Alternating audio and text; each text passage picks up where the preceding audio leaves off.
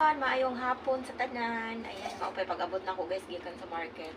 Kunya na atay daghang lutuon ng mga gulay. Mag-utan ta karon, magsinabaw ta og gulay at Zombie apocalypse.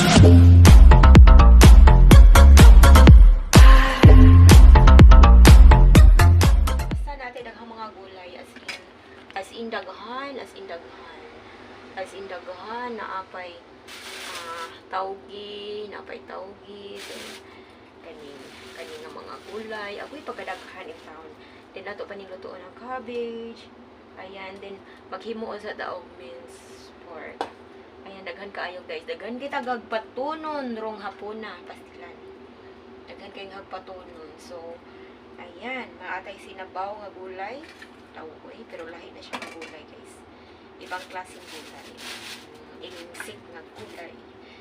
Then, mag-isa tao cabbage. Then, natay tawgi. Atong kuan, ingsik nga po nito ay tofu. Then, atong subakan o kaning tofu guys is kaning fried tofu. Picasso na siya. O niya, atong paslakan o minced pork. Ligon gihapon atong kuan ron dinner kay naagihapon tay protein. Then, namatay karne na minced pork.